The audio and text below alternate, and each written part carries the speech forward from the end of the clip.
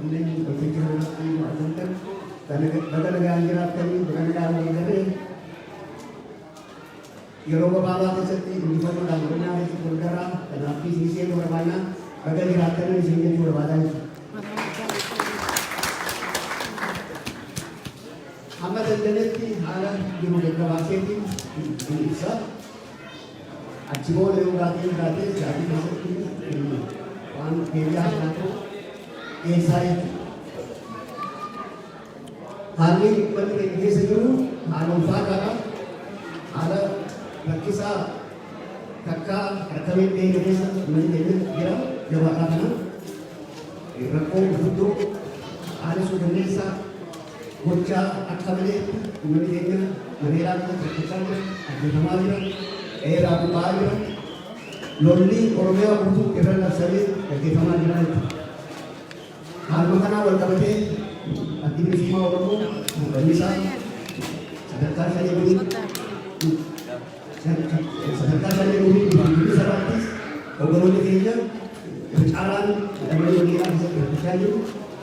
Sadarkaa hayyuudhaan bilisummaa Oromoo gargaaruu ibsaa gurguramanii qunnamtii haala taasifamanii mana keessa jiraatan jedhan jiraachaa jirraa jechuudha.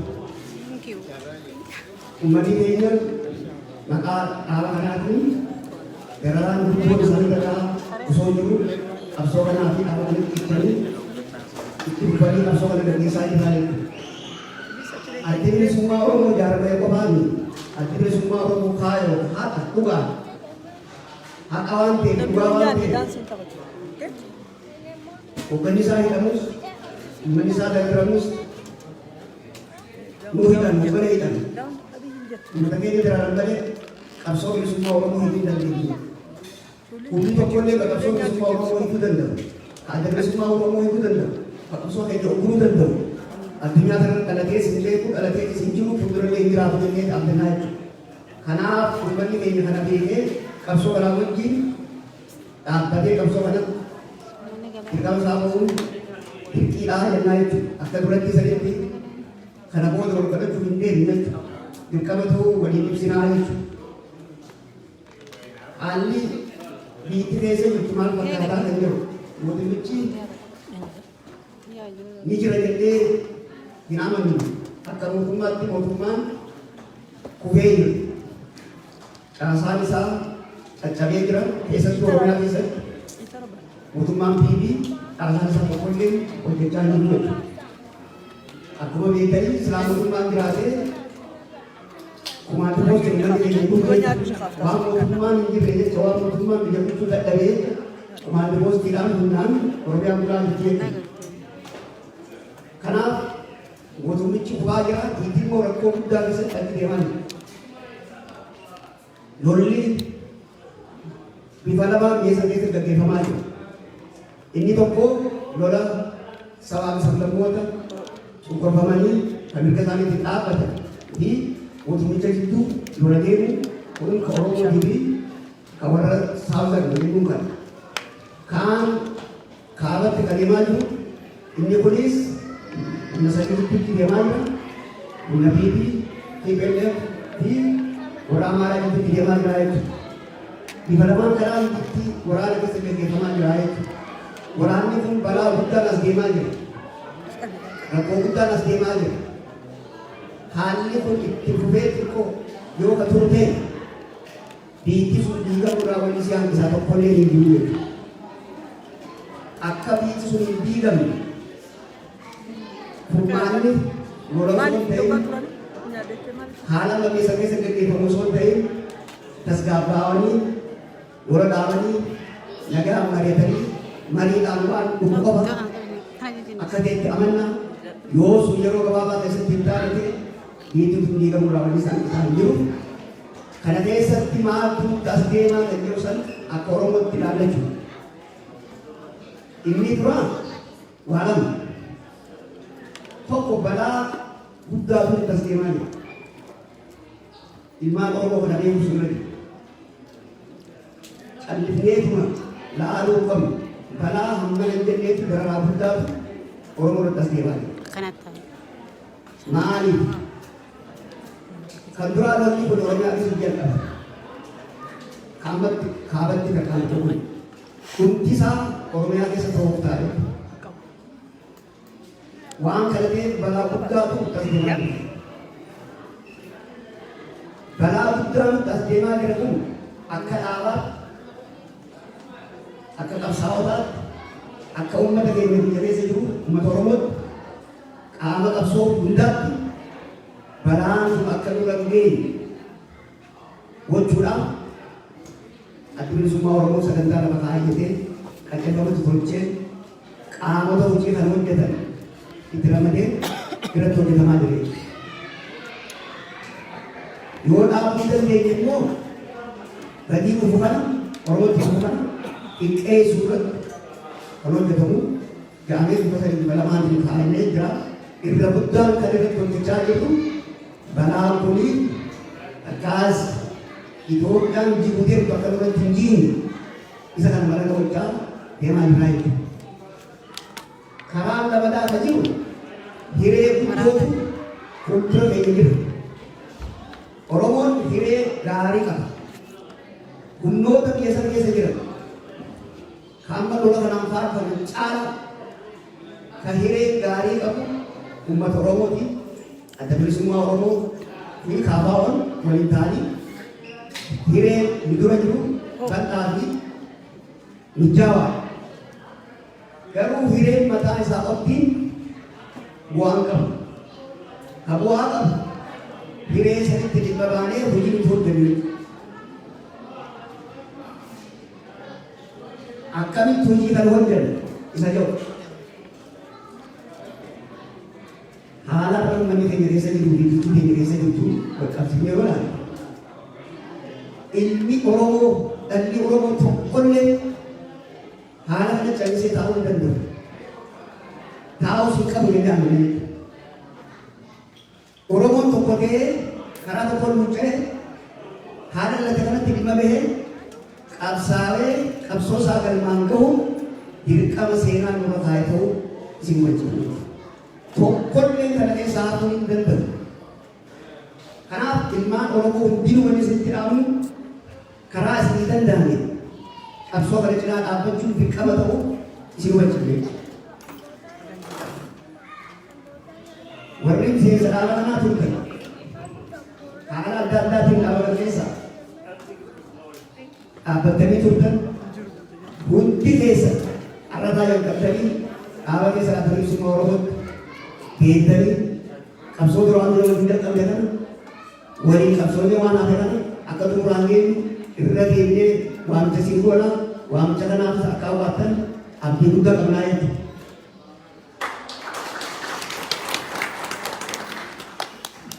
Arrabeetu wanni gaariin tokko jaarmanii bilisummaa Oromootiif qabsaan calalamanii bara eegalanii kan Oromoo naafuu danda'u fixachuu qaba, dhugoomfachuu qaba, dhugaanii nuqisanii warri miseensa jaarmee kanaa ta'uu hin dandeenye jaarmee kana jabeessuu jaarmee kana gargaaruu hin qabu. Jaarmeen kun keessan anaan dhufu ka qabsaa'uuf bilisummaa uummata keenyaa mirkaneessu. Kanaaf jaarmiyoota kana jajjabeessuun cinaa dhaabbachuun dirqama Oromootii jennee himna jechuudha. Kaan Oromoon akka Oromootti akka tokkotti yaaduu irra jira. Akka tokkichaan itti yaadnu wanni barbaannu maali? Uummanni Oromoo gabroomee jira. Gabrummaa jalaa bahuu bilisoomuu qaba. Oromoo kanarra waljitu qaba. Waljitu dandeenya kanarratti hin dandeenye. Bilisummaa keenya gonfachuudhaaf maal wanni barbaadu? Hojii qabsoo hojii. Hojii qabsoo kana keessatti immoo akkuma bilisummaa barbaadu keessatti tokko tokkoon keenya dirqama qabsoo san baachuun dura jira jechuudha. Kanaaf inni Oromoo hundinuu dandeettii qabuun karaa isaa danda'ame qabsicha akka dhaabbatu irra deebi'ee dirqama ta'uu isin hubachiifnaa jechuudha. Uummanni keenya biyyaan baay'uu qabsoo sadarkaa irra ga'e kana ga'uu keessatti qoonni si kafaltanitti ulfaata.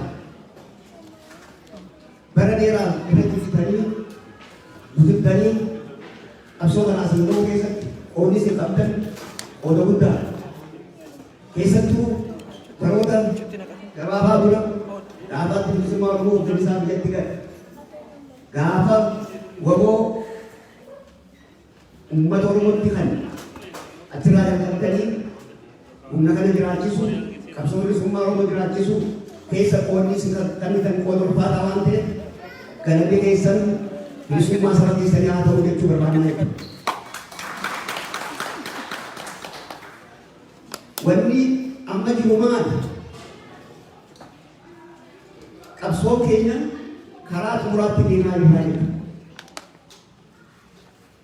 Xumurri qabsoo keenyaa maali? Bilisummaa. Bilisummaan maali? Biyya fi qabeenya irra qabaa ta'anii mootummaa fi ijaarratanii jiraachuudhaani.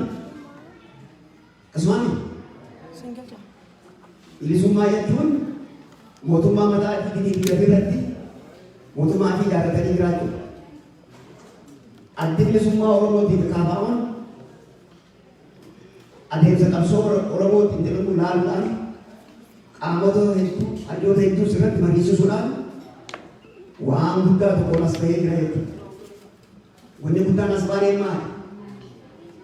Mootummaa ce'umsaa biyyoolessa naannoo Oromiyaati.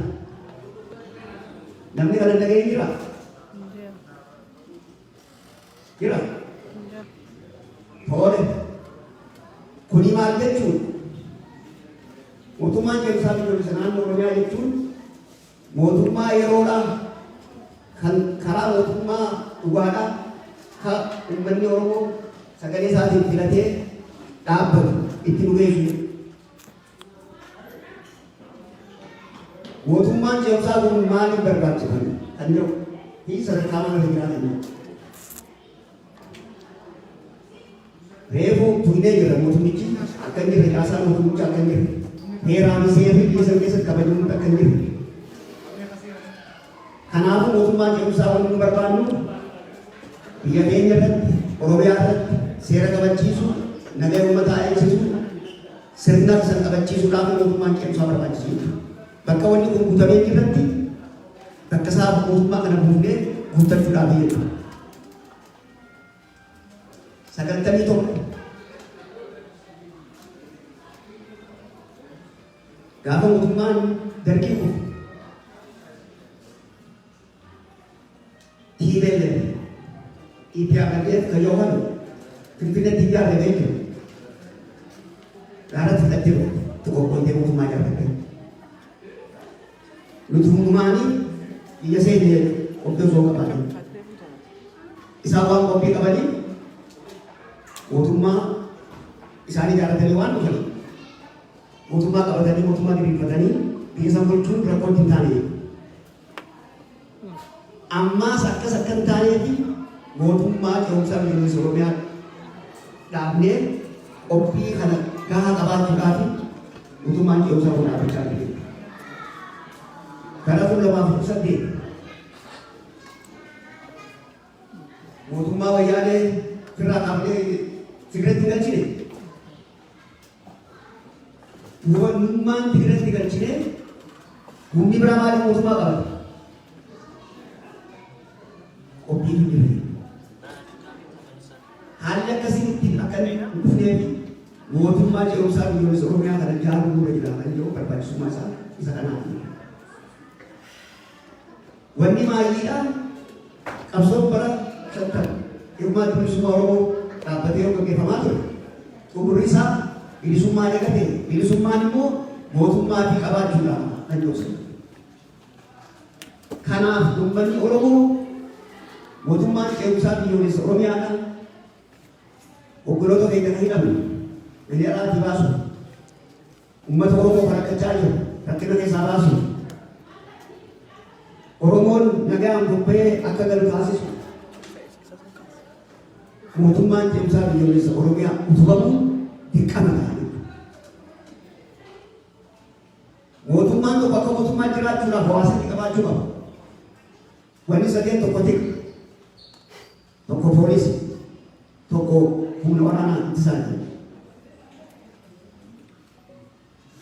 Wanni sadeen kana yoo hin qabaanne namni tokko akka mootummaa jiraachuu hin danda'u.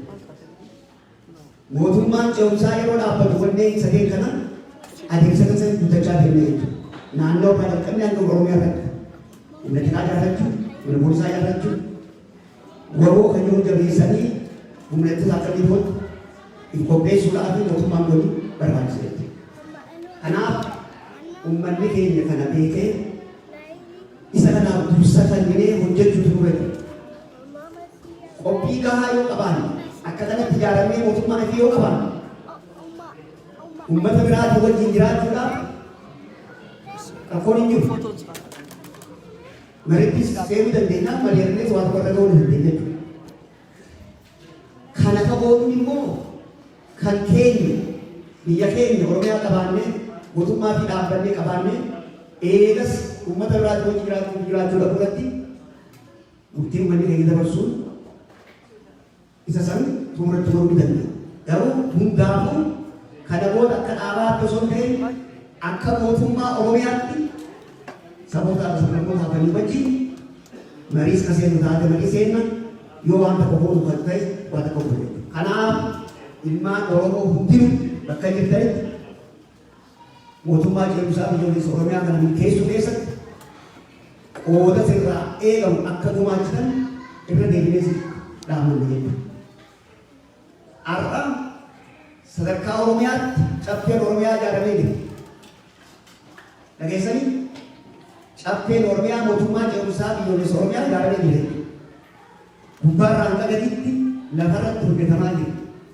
Hanga gandarraa kaasee Oromiyaa guutuu akka itti ijaaramutti biyya keessaa jaallan biyya keessa jiran qe'ee fi qarreen uummanni keenya jabinaan irratti hojjechaa jira. Yeroo gabaabaa keessatti wanti kun xumuramee mootummaan Oromiyaa kan dhugaa sun as ta'u akka ta'u abdii guutuu qabna. Kan hubatee uummanni keenya kan hojii dhaabbatu irra deebinees yaadachiisu. Biyya alaatti koreen deeggartuu mootummaa ce'umsaa biyyoolessa Oromiyaa biyya alaa kanatti ijaaramee jira. Inni sunis eegaa mootummaan ce'umsaa biyyoolessa Oromiyaa keessa dhaabbate mootummaa ce'umsaa biyyoolessaa jalatti biiroon biyya alaa akkasumas biiroon dantaa alaa mootummaa ce'umsaa biyyoolessa Oromiyaa ana kanattis dhaabbatee humni itti ramadamee hojiin jalqabamee yeroo gabaabaatti caasaan kuni gubbaarraa gad deebilee isiis dhaqqabuudhaan gaafa isin dhaqqabe ilmaan Oromoo bakka jirtanitti waan kana keessatti seentanii dirqama isirra jiru akka baatan asumaan sirii qaama barbaannaa jechuudha. Kan maayii waa'ee dinagdee namni tokko takkaayis mootummaan tokko humna kan jedhamu maaliin waraana, teekinooloojii, ikonomii, hirra, jaarmaya kanaaf kana hunda humna ta'uudhaaf murteessaan dinagdee jira. Kan humna namaa qabu dinagdee jira. Namni yoo dinagdee qabaate qofa humna ta'a. Yoo humnatee waan barbaadu argata, waan barbaadu argata. Oromoon maaliif gabrooma? Har'allee maaliif gabrummaadhaaf nu raajatan? Waan diimaa taane waan gurraacha taaneefi qabeenya keenyaaf nu barbaada. Oromoo wanni gabroomeef qabeenya isaati. Qabeenyi isaa akka gabroomeef kan ammatti itti dhimma bahuu yoo dandeenye illee heegareen qabeenya isaa san qabeenya Oromoo taasisee Oromoo abbaa biyyaa taasisee biyya isaa irratti mootummaa fi ijaarratee akka jiraatu taasisu qabsoon kuni karaa dinagdee dirqama guddaa isinirraa eegale. Warra Israa'el tokko beektu uummata isaanii kan biyya alaa jirutu araba irraa dachii bitee biyyatti galchee mootummaa isaan taasisee arra mootummaa arabni sodaatu miti mootummaa addunyaan sodaatu ka taasisee uummata isaanii uummata diyaasporaa. Warri TPLF warri Shaabiyaa gaafa qabsoo jiranis ta'e har'aas kan isaan jiraachisu jiru kan isaan humna godhee jiru irra guddaa uummata isaanii miidhamaa jiru. Kana uummanni keenya hubatee haala addunyaan fi namoonni biraa ollaa keenyaatis qabsoo isaaniitti dhaabbata keessaa yeroo har'aa kana deeggarsa isaan qabsoo isaaniitti godhan laalee onnatee ka'ee dhaabbatee diinagdee gaafa kana gargaaru dirqama isaanii. Kana waan achi qabnee sinitti hin jiru. Uummanni keenya kan biyya ambaa jirtan karaa diinagdee qabsoo kana gargaaruun dirqama seenaan sirra ta'e taa'e. Dirqama kana beekuu sirra jira. Dirqama kana beekuu qofa osoo hin ta'in osoo hubbatiin hafnee qabsichi kun hireen qabsichaa kan jiru kun karaa biraatti naqee uummanni keenya ammaas deemee rakkoon taana keessa kagan goote gaafatamni isinirra jiraachuu ammaan isinitti ibsuu barbaadu. Kanaaf karaa kanaan uummanni keenya akkuma kana dura godhaa jirtan ka duraan gootan caala qabsoo kana bira akka dhaabbattan karaa dinagdee irra deemnee dirqamni kun keessan ta'uu si hubachiifna. Dirqama kana fudhattanii akka bakkaan geessan abdii guddaa qabnaa jechuudha. Maayii irratti uummanni keenya waan kana dura ta'e waan kana dura darbe arra deemnee achi miidhaguu hin jiru. Haala uummanni keenya keessa jiru, haala biyyi keenya keessa jiru, rakkoo uummanni keenya keessa jiru kana miidhannee naannee wanneen xixiqqoo jidduu keenyatti deddeemaa jiru kana hunda irra aannee dhiifnee harka tokko taanee qalbii tokkoon qabsicha kana furgaafnee galmaan ga'uuf harka wal qabannee tokkummaadhaan akka sossoonu irra deemnee maqaa dhaabatanyaatiin isin gaafannaa isin hubachiifnaa jechuudha. Bakka jirru kaanee qabsicha kana cinaa dhaabbannee galmaan haa geenyuu isin kennaa fayyaadaa ulfaadhaa kabajaa jiraadhaa. Hedduu galatoomii jaalalli ibsa gabaabaa ifaa nu kenne. Egaa akka tartiiba sagantaa keenyaatti yatiitti dabaluun yoo wanti hafe jiraate billoo garbii qonnaalaa bultii jaamiyaa alaa ture akka carraa hin mijanneef dirqama addaadhaaf yeroo kanatti argamuu dandeenye namni atattamaatti dhufe jechuudha. Kan akkasitti hubanneetu yoo yaada dabalataa karaa shaamil jaalhiroo jaalraajii yoo hin jiraanne gabaabsineetu tartiibaan sagantaatti aanu isin beeksisee gaaffiif deebii booda walitti deebina jechuudha. Akka itti walitti deebinu tartiiba qabna. Tokko keessummaan nu gidduu jirus jira. Lamammoo asiitii hayyoonni keenya obbo Badrii obbo Zaakiris waan gabaabaa mata dureen kennameefii jira waa'ee qabsoo Oromoo irratti barnoota gabaabduu nuu kennu akkasumas qeerroo onnee ho'aa qorataan keessaa qaree tokko qeerroon tokkos ibsa gabaabduu isaanis sanarratti yaada haasaa gabaabduu ni godhu. Achirraa jechuun isa dura hunduma isaa dura garuu hin qabna amma dinagdeetu dursa waan dinagdee dursa kanan waan dursa isaan kana boodatti dhufna garuu tartiiba isaa lafa kaa'uuf nu gidduu ka jirtu keessummaa sana daqiiqaa kudhan dhaabbattee dubbatti gara 15 yoo baay'atu ishee geggeessinu gidduuti isheen geggeessine booda waan gabaabsine waan dinagdee amma jaalattiin kaases walumaa fixanneetu tartiibaanii gara keessummoota yookiin biyya irraa dabalataan hawaasa keenya keessaa humna hawaasa keenya keessa jiru kana keessaa immoo kanneen ogummaa fi muuxannoo isaaniirraa nu qoodan irraa dhageenye yeroo qarreerraas dhageenye gaaffiif deebii tartiibaan akkasitti xumurannaa hawaasa keessaas namoota keenya maanguddoota carraa kenninuuf hin jiraata akkasittis wal hubannee gara xumuraatti geeffanna jechuudha. Gidduutti beeksisni tokko kan jiru waan lama qabna. Tokko buleettiin keenya Nahimaan artisti Nahimaan waraana bilisummaa Oromoof gurguramee kan oolu kaasetaa albeema dhiyoo kana hojiirra oolchite gabaarraa hojjete shantama moo dhibba gurmuun shantama gurguramee akka oolu maachitee jirti. Isa kanas bitadha. Kan obbo gurguramee oolu immoo isheenis hin qabdi. Sana irraa bitadhaa isiniin jenna. Artisti Naayimaadhaaf mee harka rukutaan galateeffadha. Galatoon ittaan suudhaan kitaabni ogeessa keenya jechuudha. Ogeessa hubaruu dhaabaa hojjeessaa silas beeksisneerra jalqaba irratti godaannisaa boqonnaa lammaffaa kanaan dura waggaa 30 dura barreeffame kanaan duubaa booda ogbarruu jalqabaati seenaa Oromoo keessatti amma haaromsee kutaa lammaffaa isaa baasee jira. Qarshii 40 gurgurama dolara Kanaadaa. Firoomsa jettaa carraa kana argattee as gidduu kottuu fuudhii firoomsa irraa fudhachuu dandeessu. Firoomsaan isinii kennachuudha. Xiqqaadha gurmuun isaa 30 qofa qabna.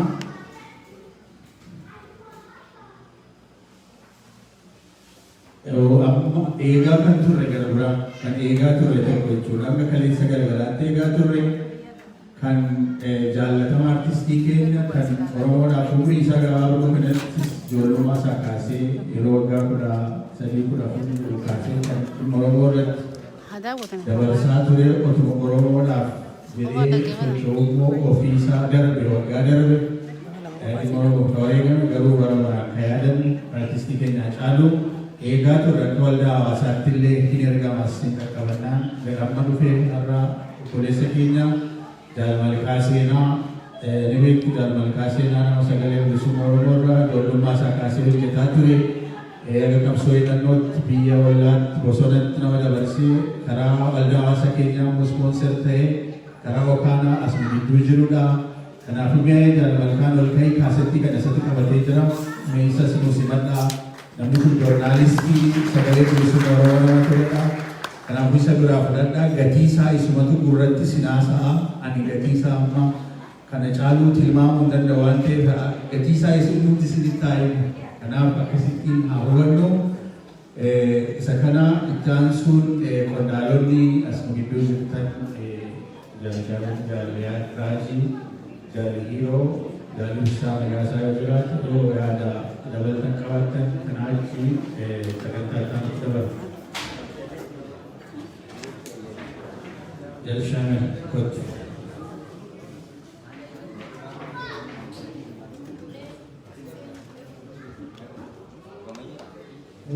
Altoma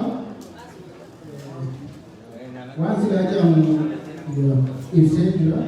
Garuu waan tokko tokko ni dabala. Oromoon eega qabsoo eegale ganna 50 ganna ciwoon jennee haasawaa lakkoofne. Kanammoo wanni nu godhe gabrummaa jalatti kufneetu haala silaa jiru kan nuti qabsoo godhu qabsoo bifa faca'aan godhamaa ture. Bifa facaasanirraa karaa jaarmee siyaasaa tolfachuun karaa qabsoo itti fufanii turanii haala silaa jiru. Qabsoon keenya eegaltee haga irraa hin milkoofne. Rakkoo qabna. Rakkoon keenya tokkummaa sabaa dhabuu osoo hin taane tokkummaa warra qabsoo kan hooggannu jedhee qabsoo gurguraa tureetu rakkoo kana gangalchaa gabrummaan keessa sangee jechuudha. Haala silaa jedhamu dhalatee lafa kun ni beeku. Kana jechuun biyya maali?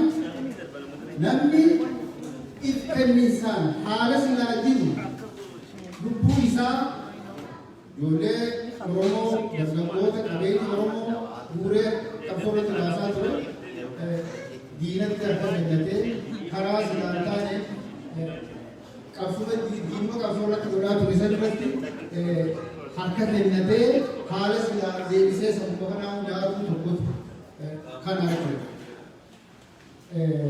Kuni fafa guddaa onnatti qabu. Tigireen hundee gita miliyoona jamaa eeggata waan irra geenye argina. Deebitee ji'a saddeessagal keessatti maal taatee biyyee arraabdee taatee warra silaa isii garboonni ofiisii nyaachuu irratti fe'e haala silaa isii irraa ni argatanii jechuudha. Nuti isaan daran dachaa meeqa humna qabnaa, dachaa meeqa qabeenya qabnaa, waan isaan sadaruma keenyatti madaalamuu danda'an. Garuu nuti rakkoon keenya warri silaa qabsoo Oromoo waliin barreessii irraa diinaawwan Oromoo nyaachaa jiran. Warri Oromoodhaaf waa godhan, warri Oromoo waa bahan jennee beekan bakka isaan jiranii agarraa jiru. Kanaafuu ammaan dana keessatti walii nuti harkaa qabnu. Jaarmeenyi keenya, hooggansi keenya hidhaa jira. Akkuma jaallatanii wanti nuti goonu tokkummaa keenya beekannee, waraana keenya beekannee haala silaa jiru kana yeroo